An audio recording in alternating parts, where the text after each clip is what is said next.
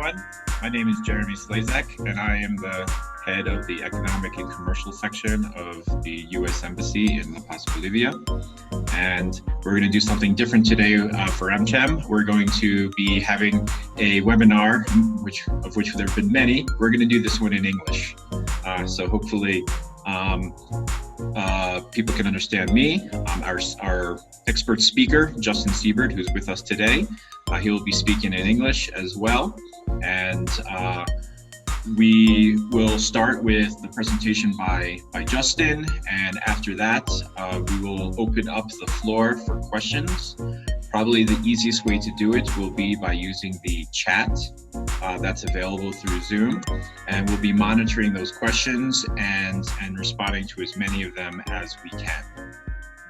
I hope that that this works for everyone, and so I will go ahead and introduce Justin Siebert, our speaker. Bienvenidos. Buenas tardes. Dos cervezas, por favor. ¿Dónde está la biblioteca? Lo siento. And as Jeremy said, I apologize to you because the rest of this presentation will now be in English in a funny accent. Because I've now used 30% of my Spanish on you today. But let's get started. I am very, very excited to speak with you, and I really appreciate the opportunity for Gisela and everybody at AmCham for making this happen, as well as from Jeremy on here, whether that's on LinkedIn or reaching out. Would love to stay in touch with everybody. We've been in business as a digital marketing agency since 2006. That's a very, very long time for our industry. And we're one of Google's top 200 partners in the world. And we've gotten there by working with clients on every populated continent, selling to over 150 countries around the world. And just some very quick background information about us so that you can see, because sometimes we're asked this information. You can see some of the results that we have for clients, information about us that we don't lock into any long-term contracts, but some of the results that we're able to produce. But this presentation is not about me. It is not about my company. It is about you. So as Jeremy mentioned, we're going to take a lot of questions, and please ask, because if you have questions about anything, it means that somebody else has those same questions as well. So what we'd like to ask is that you will answer those at the end, and Jeremy's happy to play translator role for anything. So please share those, because again, if you have that question, somebody else does as well. And I'm trying to pack about 2 hours worth of material into about 35 minutes. So I'm going over very high level, but we can dive into the weeds and get as deep as anybody would like on anything here. This is your presentation. And part of the reason that I'm so excited is that I was in La Paz about 5 years ago, and there were some pretty significant challenges at that time to some digital marketing types of tactics that you might have. And as awful as this pandemic is, and I hope that all of you are safe, that your families are safe, it is creating some new opportunities. And I'm hopeful that this will lead to some new things that you'll be able to do, and perhaps that even from a regulatory perspective may open up as well. So with that, I'd like to start very high level, and then we're going to come back down into tactics. And the most important thing with any marketing effort, and certainly with anything with digital marketing, is by defining your goals. And the first place to start for me is understanding that the real world is what your goals should be about. Sometimes I speak with might say, I'd like to get 1,000 likes on my Facebook page. I don't know about Bolivia, but so you start by defining your key performance indicators, your KPIs. These are your high-level goals. For example, how many leads you would like to drive, how many people to come into your business, how many people to fill out a form to request more information. Then you look at what are maybe some of those metrics that are along the way to achieving those. And those can be things like Facebook likes. They can be things like how many visits to my page or rankings within Google. You can track all of those things as well to measure your progress. And the big part about this, the reason I fell in love with digital marketing when I started in it in 2001, is that everything is measurable. So we don't have to guess whether something's working or not working. We're going to know whether it works, and we're going to be able to test and try out different things. Now, once you understand your goals, then you can start building out your strategy. And these are some of the questions that you want to make sure that you're answering before we get into any of the tactics, any of the advertising, or any of the marketing things that you want to do. So you need to understand your audience, and where does your audience live, and how do they communicate? What geography are you targeting? Who is your competition? Then we can start getting into what tactics. And the big thing, if you don't listen to anything else I say today, it's really about testing. So these are not things that you want to try out, put them out there, and just leave them go. You want to make sure you're always trying new things, because there's so much information you can test to see how you can get better results. So I'm confident that all of you know all of this information already, but it's really helpful to start by writing it down, and especially if you're working with someone else, to share this information with them so that they can build a good strategic plan, or that you can build one for yourself. Now, analytics.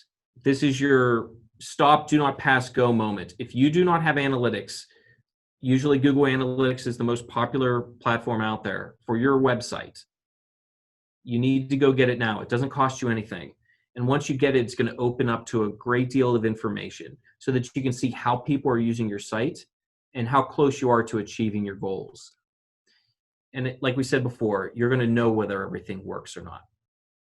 And if you've been through analytics, bear with me just for about a minute or two. I just want to show a few screenshots to those people that maybe aren't as versed in it, to give you an idea of the information you get. You can see over time how many people are visiting your website, how much time they're spending, how many pages they're visiting. You can get a breakdown. If you're selling outside of Bolivia, you can see the whole world. You can get the numbers with that. You can even start getting breakdowns within the department or within the city as well. So you can see exactly where people are coming from. You can see what content they're viewing, which pages are most important to them, and they may not be the same as what pages are most important to you. And then the single most important thing is going to be conversions. And you may hear me say the word conversions. You may hear me say the word goals. They mean the same thing. It's whatever is most important to you. And you can track that on the web. So you can see, did the person give you their email address? Did they look up at directions to your address? Were they on their phone and they clicked to be able to call you? You can track all of those things through analytics to see which of your efforts are paying off the most for you. And beyond the tactics of driving traffic to your site, and that's what we're going to spend the majority of this presentation about. Conversion rate optimization, I'll explain what that means in a second, but that has more impact on you than maybe anything else we'll talk about, because it's, in essence, how do you get more of the people who visit your site to take advantage and to do the actions that you want them to take. So whether that's any of the actions that we talked about before, eventually, hopefully making purchases on your site as well. Because when you can get more of those people to take those actions, you're going to get better returns, you're going to make more money, you're going to get more leads, all with the same amount of traffic that you come to your website. And there's two keys to improving this. The first is increasing incentive. If you told me that you were going to send me a truck full of gold to my house if I filled out a form, and I believed you, I'd fill out whatever information you wanted. I would probably send you my kids in the mail, and I love my kids, right? But most of us aren't offering something that's quite that attractive. So the other thing that we have to look at is, how can we reduce the friction? And friction is simply anything that makes somebody not want to do what we want them to do. And a very common example of friction is when you ask for people to fill out a bunch of information, like what's their first and last name, what's their full address, information that you don't really need necessarily beyond just what's their name, what's their contact information. maybe what their business is so that you can get back to them, usually like an email address or a phone number. The other concept to go through before we get into tactics is about reviews. And so there are a lot of places online that people can leave reviews for your website. And you should actively ask people to leave reviews, because they're going to leave reviews on Facebook or on forums or on Google or on TripAdvisor or whatever the site is, most often when they're not happy with you. So you want to selectively reach out to the people that are happy with you, that know that they're happy with you, and ask them to leave reviews. And most of these sites, if you have claimed your profile, and I'll give an example of that here in a second, they will then send you a notification anytime somebody leaves reviews so that you can respond to them. And just make sure that you always respond calmly. Sometimes they might be insulting you, you might take personal offense to it, but anything that you write, it's not just that they will see it, it's that everybody else will see it too. And so you need to keep that in mind. So always in a very professional manner, without going into details, but that you hear that the issue and that you're going to address it, you're going to reach out to contact them, or if they leave a compliment, say thank you very much. And the reason this is so important and what kind of impact it can have on your business, I like to tell the story of a friend of mine who moved to a new city several years ago, and he needed to get a new washing machine. And so he asked around and said, where should I go? And they said, oh, go down to Joe's. And so he decided he was going to go to Joe's to buy that washing machine. But he was working late that night. And so he was heading out the door and he said, you know what? I better just make sure they're still open. So he pulls them up on Google just to see what their hours were. And he saw that they had an average rating of 1.2 stars. So he started reading the reviews. They track dirt everywhere. Their machine's broke. They never call me back. I feel like I got ripped off. So he took his keys out of the door. He sat back down and he started researching where he was going to buy his washing machine. And what's so awful about this for Joe's is that that was money in their pocket. Joe already had the sale. And the worst part, Joe never even knows that he lost that sale. So by actively working on your reviews, you can get more people to come to your store, to come to your location, to call you. Whatever business you're in, it's going to make your reputation look better. And one of the big ones that I would encourage you to start with, regardless of your industry, is with Google. And so you can see here on the screen where the reviews are left in AmCham Bolivia, because they're awesome, has a great set of reviews there.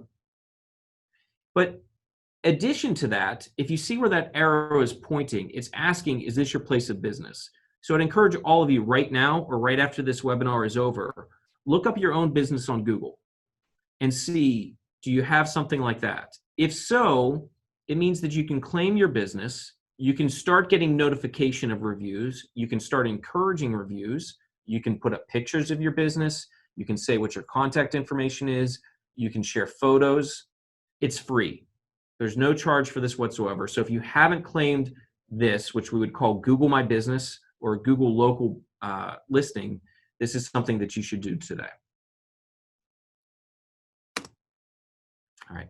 With that out of the way, we're going to jump in. And again, please, any questions you have, feel free to send those through at any point. Jeremy's going to be monitoring and going through those.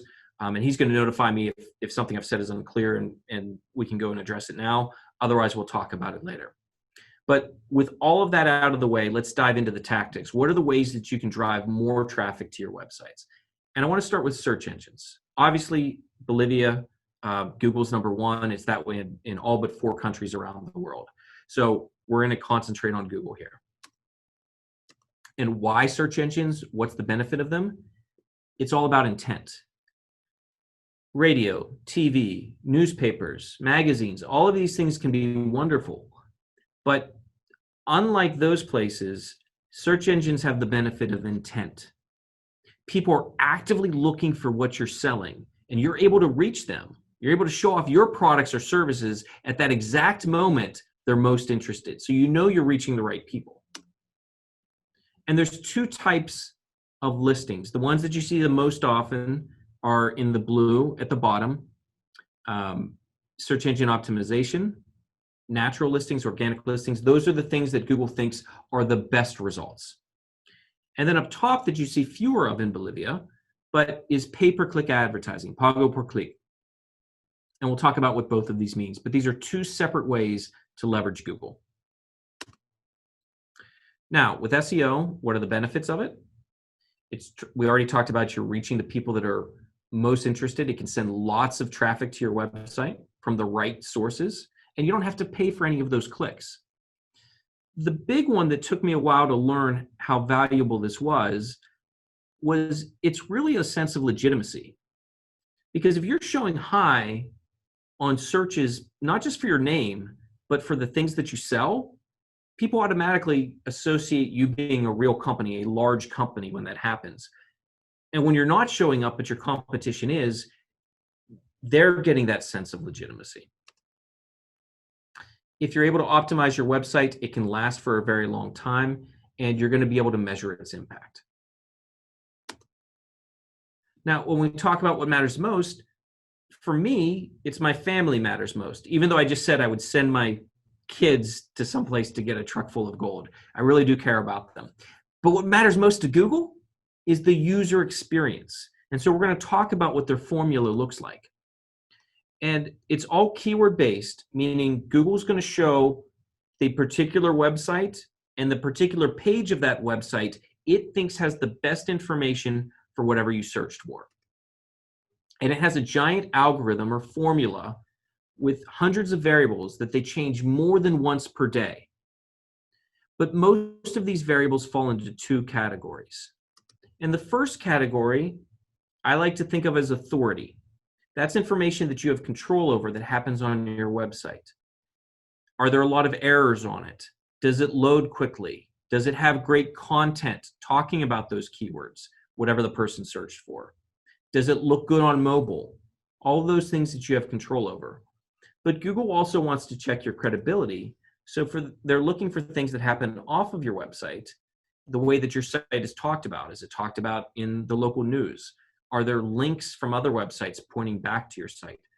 Is there social media talking about your website? All of those things can help your credibility. So when you do all of those things well, that's how you can get your site to show up on important keywords within Google.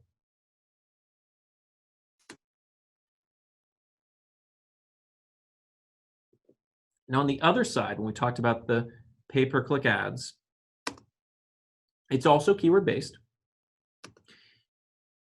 Like the name implies, you pay per click. So I like to think of these as doubly targeted ads, because the person first has to type in something related to what you sell, and then has to look at all the information on the screen and decide that your ad has the information they're looking for. So that time when they click on your ad, that's the first time you pay anything. If they don't click on your ad, you're getting free exposure. You get to choose targeting, like what time of day, what day of week, and then you can measure your results in real time. You could literally have ads up this afternoon. It's very, very quick.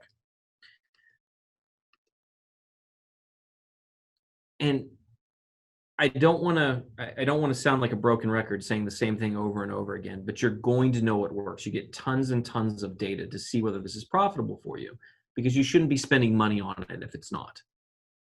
And it gives you the most opportunity to continue to test and to find out the results of those tests very, very quickly. Social media you're very familiar with. We're going to concentrate really just on 3 properties right now. We'll talk about Facebook and Instagram to a lesser extent, and LinkedIn. Facebook obviously having huge amounts of adoption in Bolivia. LinkedIn is important because of the business-to-business impact of it. And I know that that's going to be more important to many of you than business-to-consumer, judging by the attendee list. I'm going to concentrate primarily on social media advertising. There's a lot of information out there about social media marketing and how you can do that. And I think that you're probably more well-versed in that already in general. So when we think about advertising, it's how do you choose the platforms? You start by, where do your demographics live? Where are they associated? I'm sorry, bear with me. Oh, okay, these are just questions that are coming in. Thank you. You're going to start with the demographics. So if your people are on Facebook, if your demographic is on Instagram, if they're on Twitter, if they're on LinkedIn, those might be good places for you to go. But if they're not, don't worry about it. And understand social media is hard. People want to get into it because you can set up accounts for free and it has a lot of power. You can reach a lot of people. But I always recommend you start with one social media platform and then you can expand out from there once you get more comfortable. If you try to jump into a bunch all at once, it can be very, very overwhelming. You're going to match your ads goals to the real world goals. Again, we talked about this. It's not just about how many shares or how many likes you get, how many page follows. It's, does this move the business needle for me? Just like with pay-per-click, you'll pay per engagement, somebody sharing, somebody clicking on a link, somebody liking. And you can actually tie in offline data that we'll talk about as well. So you can reach people based on what their demographics are. And then we'll talk about Facebook, Instagram, and LinkedIn for how you can target with them specifically. Now, the benefits of this is you're reaching a captive audience. People spend massive amounts of time. I know not you good people. I know that you're busy working the entire time and you're not during the day just twiddling around on Facebook, but some people, believe it or not, do that. And you're able to target based on their interests, their demographics, how are they interacting with you on social media. And you can boost your follower count, but also understand the reach is really important because regardless of the social media platform, it's not as easy as it was several years ago for people to receive your updates just because they're following you. Facebook, LinkedIn, the other platforms are giving preference based on a variety of factors. And so if you want more of the people that are already following you or more of the people that aren't yet following you to see your messaging, you're going to need to boost those posts as well. So advertising can help you get further reach. Now with Facebook and Instagram specifically, you can target over 1,000 different variables. Facebook has recently pulled back on some of those for privacy concerns, but based on what their income is, based on their age, based on their demographics, based on what they like, based on what actions they take through the web, Facebook builds up a big profile on everybody who has an account with them, and you're able to leverage that to reach people. Very, very creepy, but also very, very powerful for a marketer. And I say Facebook and Instagram at the same time because signing up for a Facebook advertising account allows you to advertise on either or both of them at the same time. So you can see some of the ways here that you can connect with people. Just again, tons and tons of different ways. And all of this, like everything we're talking about today, can all be geo-targeted. So in most cases, you can get down to a zip code level, to a city level, or to a department level, or to a country level as well.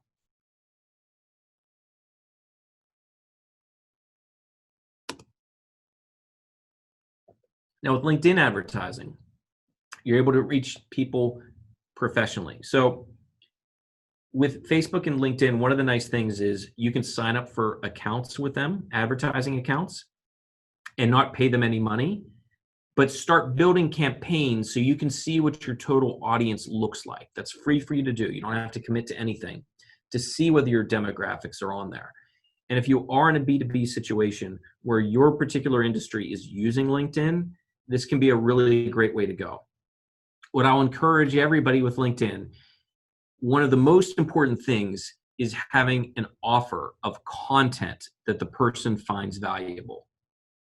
So rather than just say, hey, come buy my thing, or hey, just fill out this form, when you can share something with them like a white paper or something with them like a webinar, they can share that and they're more likely to share their information with you. So really think about what that content strategy is going to look like if you think LinkedIn is something that you want to try. And again, if you're in a business to business selling environment, I would want to give a good hard look to LinkedIn. And the reason is there are 3 specific ways that you can target people. So you can target by the specific company they work for. the industry that their company is in, even their company size. Individually, you can target people based on what their title is, what their seniority level is, their job function, and then also what groups they belong to and interact with. So if they're in a professional organization that has a LinkedIn group, that can be a great way to find people that are exactly who you're trying to reach. Display advertising, whether it's on mobile phones or on the web, can be a great way to go. There are a lot of times that you can buy these types of ads through third-party networks, so you don't have to buy them directly from the website itself, and that can be a really cost-effective way to get a huge amount of reach. These are typically very low cost and can get you a lot of exposure for your brand. And just like with Facebook and Instagram, and even more so in a lot of ways, there's many different tactics you can use with display to reach people. So you can choose specific websites. You can choose based on who the person is. You can choose based on, are they even in market? Are they shopping for something right now? It's, again, lots and lots of creepy information that these networks have on you right now. You can upload, if you have a large enough email list or a large enough address list, you can upload that, and then they will match you to a certain percentage of those people to serve ads to them. So tons of information or tons of different ways to target. And then the one that I'm most excited about is retargeting. And there's these days many different variations of this, but that's something that's simply cyber stalking. So this has happened to all of you. You've been looking at a website or talking about a website, you leave that website, and then you start seeing ads for that website. Maybe you start even seeing ads for that shirt that you were looking at, or for a pair of pants that would go well with that shirt. So retargeting or remarketing, they mean the same thing. This is a way that you can reach those people based on their past interactions. And even though it gets misused and it can be annoying if done effectively, it's incredibly powerful and can have a lot of really high return on investment for you. So it's one of the most cost-effective forms of marketing. The only thing to keep in mind with retargeting, I guess there's two things. The first is you have to have enough traffic to your website for it to be effective. So if you're not getting a lot of traffic to your website right now, retargeting may not work, but you can work on building that up. The second is retargeting sometimes can be difficult depending on your industry, where if you're in the medical industry, for example, there's potentially some privacy concerns where you might not be able to serve up your ads. But as long as you have enough traffic and you're not in one of those industries, I can't recommend retargeting highly enough to everybody. And then finally on this front is YouTube and video advertising or video marketing in general. I'm a huge fan of it. And where maybe I didn't think it was as powerful 2 years ago in terms of direct response, especially in business-to-business situations. It's YouTube and Google, who owns it, have given you a lot more options to really reach the right kind of people with this. And it's really, really inexpensive.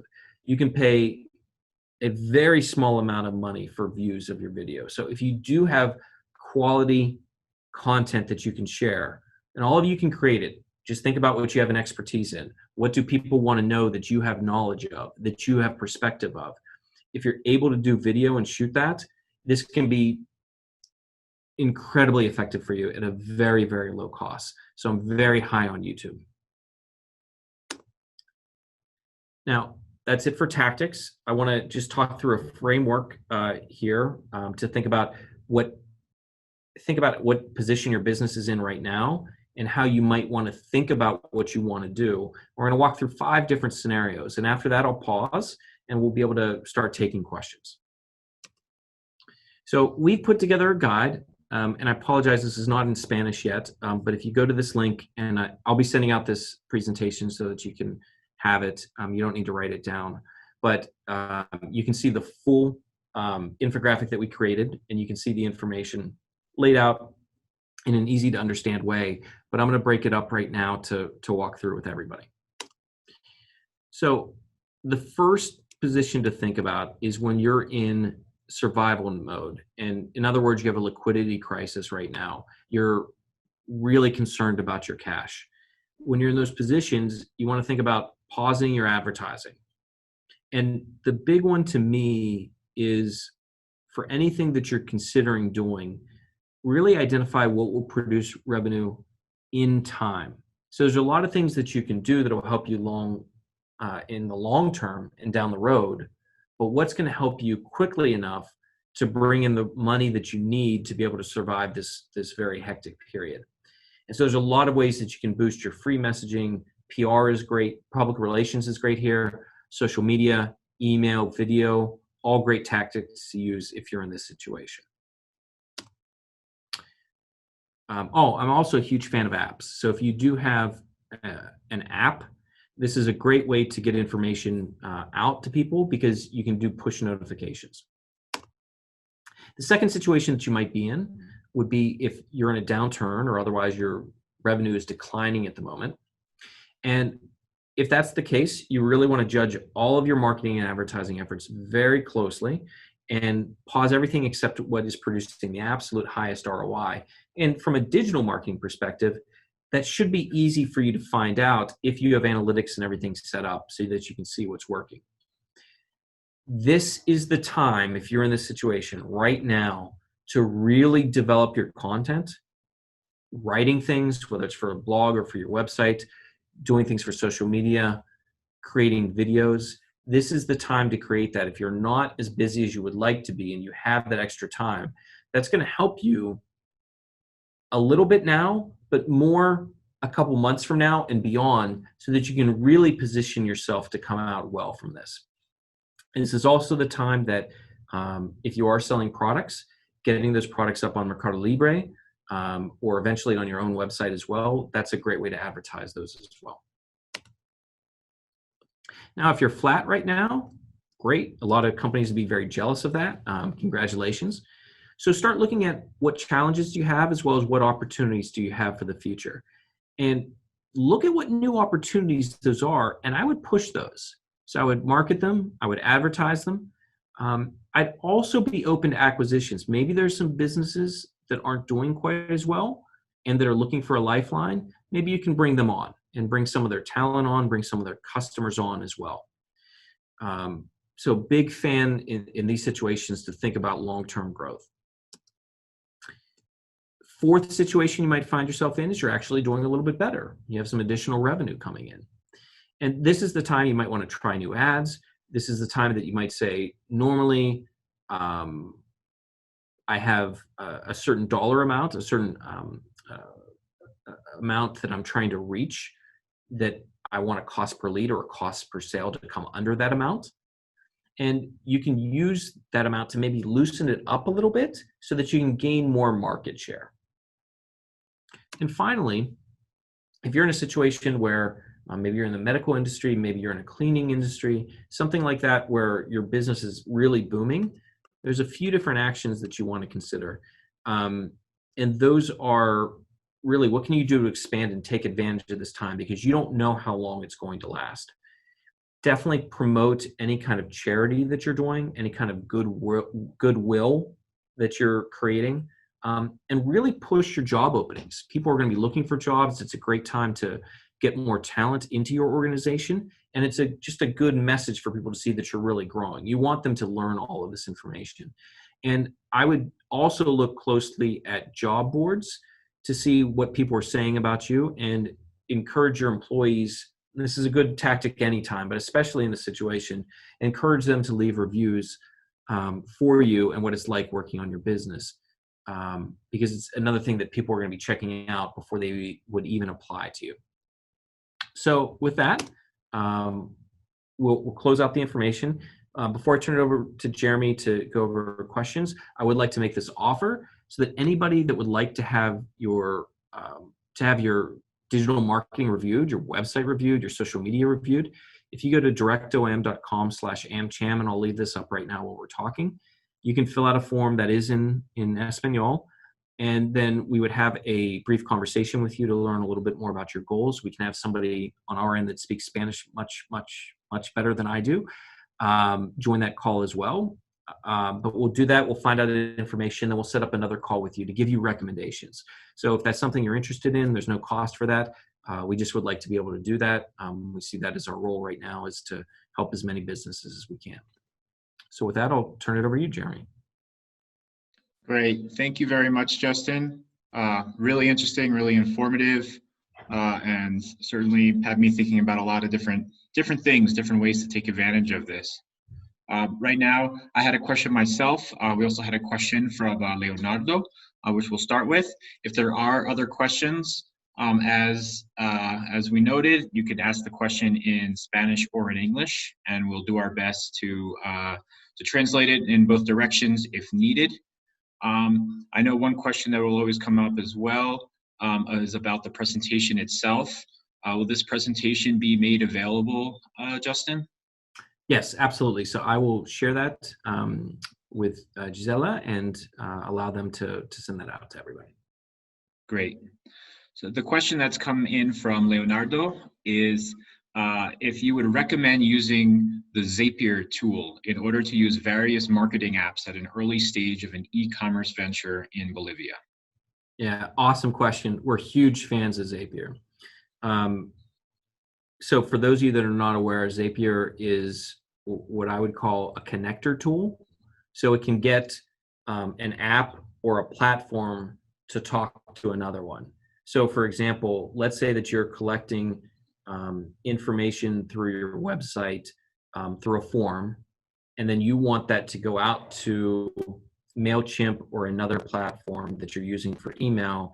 And maybe you also want it to set up something in your calendar. And just like Leonardo said, there's some really great, interesting apps and tools that are being created in Bolivia right now that may not have all of those connections natively in some of those bigger tools. Zapier is an awesome way to do that. And it can be a huge time saver, because the last thing you want to do is have to do all that work manually when there's not a reason to do it. So yes, thank you. Great suggestion. We're a huge fan. Great. Thank you. A question from Stephanie is about what are your thoughts on affiliate marketing, and do you know of affiliate marketing platforms for Latin America? Yeah, thank you, Stephanie. So affiliate marketing, for those that aren't aware, is where you're, instead of paying for traffic to your website, you're going to pay just for a purchase, typically. Sometimes it can be for a lead as well, but to make this conversation simple, we'll talk about a purchase. And then you're either paying a percentage of that purchase or you're paying a flat amount for that purchase. And that's something that you and the other partner have agreed upon already. And so there's a lot of different platforms out there. The biggest one globally, at least in the Western Hemisphere, is Commission Junction. There's several that in the Eastern Hemisphere as well that are very, very large. I would say that I'm a fan of affiliate marketing if the deal is right. And I just would recommend that you talk with an expert. And so if you have an interest in that, there's a company that we've worked with and that we've recommended several of our clients talk with. I know that they do campaigns all around the world, including in Latin America. And I don't personally have that information, but if you'd like to follow up with me afterwards, I'd be happy to make an introduction. And if I would just say, again, the person I'm thinking of in particular is, I've seen the results they've done. They're amazing. And I consider them absolutely an expert in that arena. Great. Thank you for that. We have a question here from Alvaro, who wanted to clarification about your comment about the YouTube video. He's asking if you want to have, you're talking about having a short video on YouTube. You're saying that would help a lot, and at the end of the video, you announce your product. Yeah, so there's a couple different ways that you can use YouTube. Let's talk about it without advertising first. So when you create your video on YouTube, a couple things with that. One is you need to be really attention getting. Make sure that the information that you're trying to get out there, it might be for branding, like your logo, it might be that message, it might be your product, whatever is important to you. Try to get that in like the first screenshot, the first 3 seconds. That's your best chance to capture attention and get people to continue to watch and to want to learn more. Keep them short. Right. So we'll talk about from an advertising perspective, but from as a general rule for how long your video would like to be, I typically like to see it between 30 and 90 seconds. There's exceptions to that. If you're doing a testimonial, if you're doing a how-to video types of things, people will watch longer for those. But generally speaking, you want to keep them short. And then don't just let them live on YouTube. Put them on social media, embed them on your website. Put so much effort into creating those videos, make sure that you get full value out of them. Now, on the advertising side of things, you want to make sure there's 3 units that we usually look at: 6 seconds, 15 seconds, and 30 seconds. And we do a lot with 30 seconds. And one of the units that YouTube allows you to advertise on is called a true view unit. And if that person doesn't watch 30 seconds of your video, so 30 seconds or longer, if they don't watch at least 30 seconds of your video, or the entirety of the video, if it's shorter than that, you don't actually pay anything. So there was a really funny story. I think it was Geico that did this, and Google actually talked about it, so they were okay with it amazingly. Geico put out like a 6-second video and then a black screen for 24 seconds, trying to get people just to watch the first 6 seconds and then skip the video, because then they didn't have to pay any money, but they still got their message out. So whether you do something like that or not, that's up to you. But again, that can be a really, really cost-effective way to do it. And yes, I like your idea of pushing your product and talking about its benefits, but I would not bury it at the end if I could. I'd want to make sure I got that information up sooner. Were you also talking about advertising on YouTube before other videos? Yeah, so there's you can have those videos where they're non-skippable and they have to play.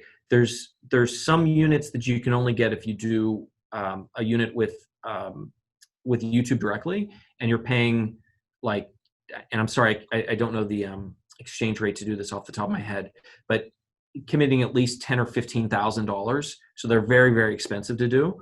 But there are those that you can run as bumper ads that are not skippable. They're more expensive than the ones that I just shared, and you do have to pay regardless, because they are going to have it.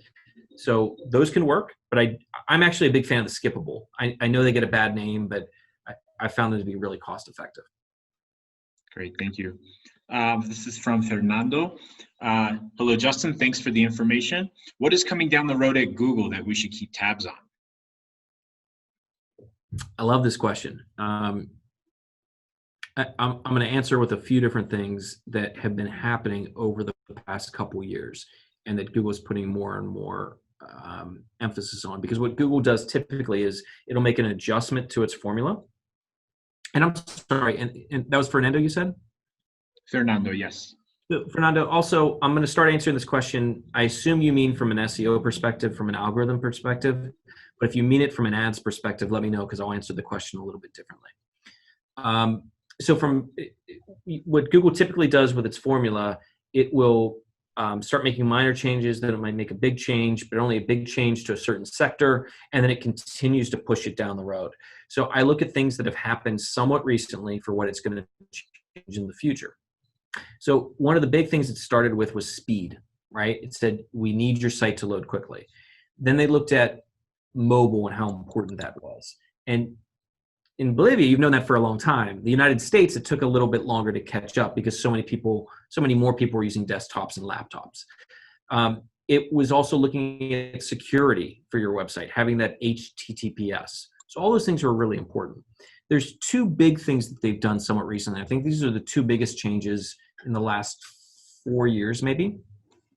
The first is there's a concept called EAT, expertise, authority, and trustworthiness. Because what happens was you had a lot of sites that were just really good at search engine optimization start ranking on some things that were really important. So they might start ranking for cures for diseases, and then they were just saying, well, if you rub a little, I don't know if CBD will translate or not. If you rub a little CBD oil, marijuana oil on your arm, it'll cure you magically. And that's bad information for people to get. So Google wanted to make sure that the sites have a lot more expertise that is recognized in the real world, that they have more authority, that they're written by people that actually that know what they're talking about, and the trust has been built up. And so they started originally just in financial, in medical, in higher education, in e-commerce, in some of those industries. But that's becoming more and more important. So anything that you can do to build that up.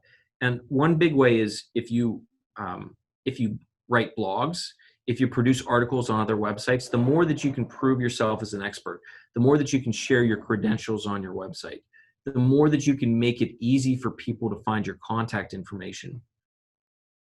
That's really going to help you from that perspective. The second major change that I would mention, Google very recently has gotten better at natural language processing. And so, for example, it used to skip over pronouns like for, from. Using those can make very, very big differences in the intent of the searcher, but Google's formula didn't do a good job of picking that up. So it's getting better at that now. So the more that you can write answers to questions that people would type out or speak into their phone, and you can write out what those questions are and then answer those questions, I think that's one way you can really stay ahead of the game. So I can talk more things in theory, but those are some of the proven things that we know about Google that are going to become even more important.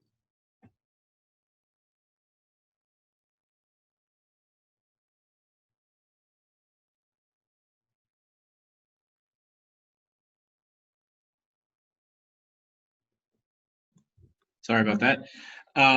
Next question is moving back to Facebook. This is from Oscar, and he's noting that in Bolivia in particular, Facebook is one of the most popular platforms that are used, as well as Instagram. And so he's asking if, in what ways can you segment your sales channels through Facebook, talking about by age, by types of clients. How do you get to them, and how do you publicize your product in that way? Yeah, so the easiest way to do it, and this is not my preferred way, but there's times that it makes sense, is, I'm sure all of you have seen this, where you put a post on your website or on your Facebook page, and then you can boost that post. And so you can send it out, make sure that it's seen a little bit more. It doesn't cost very much money. It's very inexpensive to do. But you can actually create ads then that you will separate out. It doesn't have to be anybody that's connected to you already or connections of theirs. And you can choose all of those segments. And so you create different ad sets for each of the different segments that you're trying to offer. So you can say, hey, I want to serve this message to people that are between 18 and 25. But if they're between 26 and 50, I want to have a very different message. Maybe I want to send them to a different page on our website. Maybe I want to show them a different product or a different service. You can do the same thing by any of the demographic information that we talked about. Household income, by gender. You can do it based on what their interests are. What have they told Facebook that they liked? Because Facebook has information that people liked, that they've written into Facebook, that they've told them directly. They have information because nobody ever logs out of Facebook, right? Or that happens very rarely. So as you go around the web, it sees what you're doing. It's collecting that data about you. And then they also have data from third-party tools that feed in some of that other information, like household income to them, what kind of car you drive, that kind of information. So basically, you can look at all of those different options Facebook gives you, and then I just encourage you to separate them out so that you can test to see what's performing best. I hope that answered the question, but if it didn't, please let me know, and I'm happy to clarify. One thing I didn't mention was, the same question was, what about time? Can you also be as specific as to help segment the best time to publicize your product for your particular client base? Yeah, Google's super easy to do that with. Facebook's harder to do that with from an advertising perspective. It's easy enough to use a third-party tool to be able to post at certain times of day, and I definitely recommend doing that. With advertising, they make that a little bit more difficult. Okay. This is from Alvaro. What is your opinion of HubSpot? HubSpot, it's hard to even classify them these days because they keep gobbling up more and more things that they do. But HubSpot at its core is what we'd call a CRM, or a customer relationship management tool, so that you can use it to work with leads that have come into your website and say whether they're important, and then do you put them into an email drip campaign where they're going to get certain messaging. They've since taken on other things so that you can build a lot of your back end of your website off of that. You create the landing pages, you create the content, you then automatically have things trigger to go out. HubSpot, I'm so jealous of them. They're some of the greatest marketers I've ever seen. They really do an awesome job. I worry about HubSpot, people that get really, they get really excited about it from the perspective of sometimes because they're such good marketers, people think it's magic. And if you sign up for HubSpot, you're just going to start getting more business than you know what to do with. And that obviously isn't going to happen. So if you are using HubSpot and you're creating content, great content, and you're using all the features that it gives, I'm a huge fan of HubSpot. I love it. There's other good ones out there that we use as well, but HubSpot certainly is one of them. We really go with whatever our clients like to use. So I like it. I'm a fan, but just understand that you have a lot of hard work to do and it's only a tool. Great, thank you. There's a question here about education from Leticia. What about marketing for education organizations and or training actions? Now that everyone's at home, it seems to me that competition is getting harder and you have all your kids on TikTok. Yes, it's funny. There were a couple stocks, a couple businesses I wish I owned before all this happened. TikTok and Zoom are two of the big ones that are top of my list. Yeah, so I think if I understood the first part of the question is how do you use it for education, higher education training? What can you do? And we're huge fans of it. We do a lot of business. Like a lot of our clients come from the higher education space. So I hope I'm going down the right path with answering your question here. But we've had a lot of success. Google is number one for us. And we do a lot with social media as well. It's great to tell the story. It's great to differentiate the school or the course and the brand. It's great for promoting events. It's great for, once we can go back to on-campus events and things like that, it can be really amazing for open houses. But purely for driving leads, we had one marketing director at a university tell us one time, he came from a background in public relations, and he said, if you would have asked him before he started doing this type of work with us, what the best way to attract students, he would have said social media. But afterwards, he would say Google 8 days a week. So that's not to say the other platforms aren't important. They can be really valuable, especially right now. TikTok, YouTube, some of those to get that message in front of your captive audience, I'm a huge fan of. But purely from driving an inquiry, I'm a really big fan of how you can use Google there. Great, thank you. What do you think about, this is from Mauricio, what do you think about advertising on audio platforms like Spotify or Deezer? Yeah, so we have some experience on Spotify and Pandora specifically. So the other platform I can't give you any direct experience with. I'm a big fan of theirs when it's a brand push, and also when the dollar buy-in amount is affordable. Like when Pandora first came out, it had to be, at least in the US, it had to be, I think, $15,000 was the minimum buy-in. So that put it out of the range of some places, especially if they were viewing it as experimental and not really sure if it was worth it. So as long as you can get in there at a dollar amount that you're comfortable with, and you're doing it for branding purposes, and it is the right demographic that you're trying to reach, I'm a fan. Just understand that it's going to be a little bit harder for you to measure than some of the other things that we talked about today. So I like when you do those types of ads to do the old school radio type of thing where you say, mention this ad or mention this code to get a discount or to get something else. I think that just gives you a better sense of whether it worked for you or not. Great. We have a question here. I'll preface this by saying that AmCham has hundreds of businesses as members. It also has what's called AmCham Junior, which for the most part are either younger entrepreneurs and business people or folks who are just getting there or businesses that are just getting underway. And so in that context, here's a question from Karen that's asking about, for a new interior decorating company with limited resources, Would you recommend investing in a website or a web page on Facebook or Instagram? So let me say this, that I'm going to give you what my gut recommendations are in a Q&A. But Karen, I'd be happy to follow up with you afterwards to give you what I think is a complete picture, because I'm going to hedge my bet here because I don't know enough information about you yet. I don't know what kind of skills you have. I don't know what who you're trying to reach. I don't know what your goals are, some of those types of things, but I have a general sense of what you're looking to do.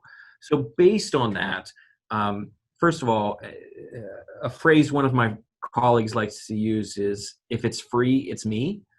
And in other words, he'll do anything that's free. And I think that you want to make sure that you're absolutely claiming any type of social media property that you can do. I would create a website.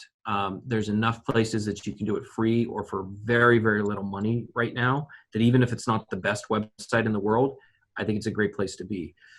What's one of the things that's, and part of the reason I like websites is I have control over those. I don't have total control over social media. And we can go into what those differences are. But I think with you, you're so visual, right? You need to show off your talents, and people are going to want to see what is it that you can do for them.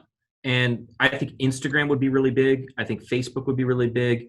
My understanding, and correct me if I'm wrong, Jeremy, or anybody else in their chat, is that there's some Pinterest usage in Bolivia, but it's not really big there. Is that fair to say? Yeah, I would say it's used, but by far the largest would be Facebook and Instagram, I would say. Yeah, I would consider, there's always the option of, do you want to get ahead of something, or do you want to just move into when it's more proven? I might consider just duplicating your effort in Pinterest that you definitely should do in Facebook and Instagram.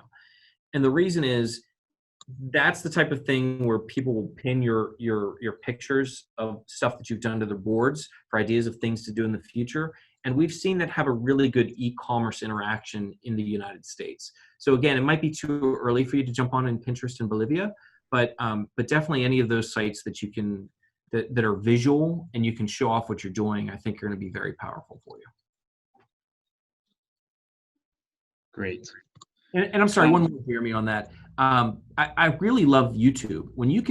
If you would do a series of tips, and I say YouTube, but I mean video. I would put this on Facebook. I would put it on everywhere you can. When you can give people little tips, I know there's the fear sometimes that you're going to lose business because people are going to try to do stuff on their own. But those people that wouldn't work with you aren't going to work with you anyway. You're building up trust. You're building up credibility when you start doing that. And you can build up a following. So if you could do little quick tips about how to match colors, how to choose the right kind of paintings for a room, whatever your specialty is, I think, and you were dedicated to it and did it on a regular basis, I think that could be really powerful too. Great, thank you. Here's a question from Alvaro about Segment, asking to compare Segment and HubSpot, for example. Could it be a better tool to get the data of your performance even better than Facebook Analytics when Pixel is being used? Yes, so I'm a big fan of whatever you can do with Pixels. Basically, are little snippets of code that allow platforms to get information. I think you do want to get that information from HubSpot. I would encourage you and everybody else to make sure that you're using Google Analytics as well, because still the most powerful piece of information that you're going to get, or the powerful set of information you'll get, will be from Google Analytics. The one benefit of your CRM, like a HubSpot, is that you're going to get, they can tie some of that information back to the individual record. And with Google Analytics, it'll never be tied back to an individual. It'll only be tied back to non-personally identifiable information. Okay. The next question, I might have to get a little bit of clarification here. What is your opinion about the integration of the web with ERP? Is it necessary? Do you know what ERP is? Yeah, so the ERP system is usually I forget what the acronym stands for, but it's a business process that runs the rest of your business. So it'll run inventory, or run your accounting, all of those types of things on the back end. Okay, enterprise resource planning. Here it is. Okay. Thank you. Yes. So it's they're wonderful tools. They're often a nightmare to integrate with your website. And there's some that they'll work with. Some they might have their own system for a website, but that might limit you on other things that you can do. I think that for the future, and again, my understanding where Bolivia is today with what you can do for e-commerce, that might be worth, it might be more of a hassle to integrate it with your website right now than it would be worth, but for longer term, it probably would be a really good idea. And if you want to follow up offline, I'm happy to learn more about your situation to understand what the cost benefit is, but that's what my gut is, that it might not be worth the effort that you have to put into it. Okay, thank you. This is from Milenka about website content. Sometimes the company wants products on every section, photos, information, technical details. Could that hinder your SEO? Generally speaking, and again, I'm happy to go into more detail and offline, or if you want to follow up with any questions here. But generally speaking, more content is better for SEO. So when you have a page that has more wording that is specific to what you're talking about, not just random stuff. When you have more wording on there that's valuable, when you have more pictures, when you have video, technical specifications, all those things can be good. One thing, because I think you did say technical details, if you're selling a product that other companies are selling the same product, just make sure that you're not just using the information that the supplier put out. You want to write it unique to yourself, because when you're just copying and pasting, Google sees that as the same across all the web. And when you can make it unique for yourself, that's when it's going to stand out and you're going to get more value from an SEO standpoint. Great. Let's see. I think that would be the last question that I see here. As Justin mentioned, he is very generously offering himself and his team and his company to respond to other individual inquiries, to do some type of assessment. As you can see here, he has the website up on the screen right now, direct OM for direct online marketing, directtom.com/amcham. And so that's something that we would certainly encourage interested companies in utilizing. And I'll take the time now then to thank Justin very much for your time, for your expertise, for your ability to speak slowly, so hopefully it was easier to understand, and to answer these many questions across the board about online marketing and about having an online presence. So thank you very much for that, Justin. Thank you, Jeremy. Thank you, Gisela. Thank you to the U.S. Embassy and to AmCham and to everybody for attending. I really appreciate all of your time, and if there's any way I can help you, please let me know. And we'll just say be generous with giving and accepting help. Excellent. Okay, Jeremy, Justin, I would like to thank you, Justin, for the support and for giving us important information to AmCham Bolivia members. It is a pleasure for us to have him here today virtually and to improve our knowledge with his help. To the U.S. Embassy in Bolivia for its support and the kindness of collaboration and joint work for the good of Bolivian business. Jeremy, thank you very much for your help. And on behalf of AmCham, we also thank you for your support today. Thank you, both of you. Y a todos los participantes también en español. Muchas gracias. Gracias. Thank you, Gisela. Thank you very much, Gisela.